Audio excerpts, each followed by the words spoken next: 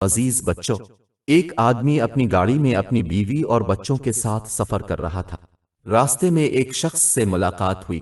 اس نے اس سے پوچھا، تم کون ہو؟ اس شخص نے جواب دیا، میں دولت ہوں۔ شوہر نے اپنی بیوی اور بچوں سے پوچھا، کیا ہم سے اپنی گاڑی میں بٹھا لیں؟ سب نے کہا، ہاں بالکل، دولت سے ہم جو چاہیں کر سکتے ہیں اور جو چیز بھی چاہیں حاصل کر سکتے ہیں۔ تو دولت ان کے ساتھ گاڑی میں سوار ہو گئی اور سفر جاری رہا۔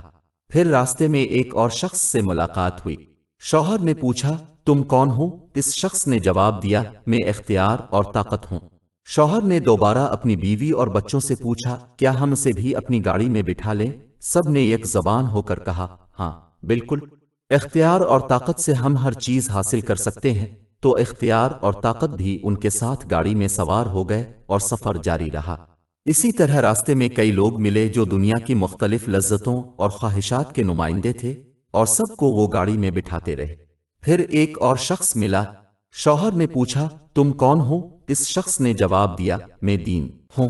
شوہر، بیوی اور بچوں نے سب نے ایک ساتھ کہا، ابھی اس کا وقت نہیں ہے۔ ہم دنیا کی نعمتوں سے لطف اندوز ہونا چاہتے ہیں اور دین ہمیں ان سے محروم کر دے گا۔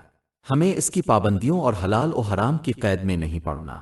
بعد میں ہم دین کی طرف پلٹ آئیں گے، ابھی دنیا کے مزے لینے دو۔ تو انہوں نے دین کو چھوڑ دیا اور گاڑی آگے بڑھتی رہی۔ اچانک راستے میں انہیں ایک چیک پوسٹ نظر آئی، جہاں ایک آدمی نے گاڑی کو روکنے کا اشارہ کیا اور شوہر کو گاڑی سے اترنے کو کہا۔ اس شخص نے شوہر سے کہا، تمہارا سفر ختم ہو گیا، اب تمہیں میرے ساتھ چلنا ہوگا۔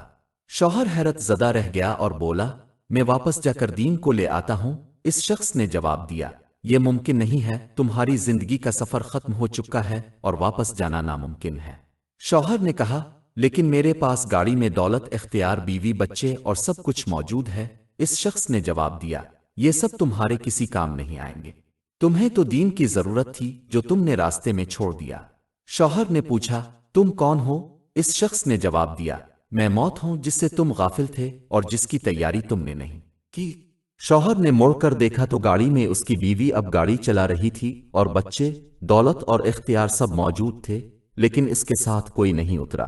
اللہ تعالیٰ فرماتا ہے، کہہ دو کہ اگر تمہارے باپ، تمہارے بیٹے، تمہارے بھائی، تمہاری بیویاں، تمہارے رشتہ دار، وہ مال جو تم نے کمایا ہے، وہ تجارت جس کے بند ہونے سے تم ڈرتے ہو، اور وہ گھر جو تم پسند کرتے ہو، تمہیں اللہ اور اس کے رسول اور اس کی راہ میں جہاد سے زیادہ محبوب ہیں، تو انتظار کرو یہاں تک کہ اللہ اپنا حکم لے آئے، اور اللہ فاسق لوگوں کو ہدایت نہیں دیتا۔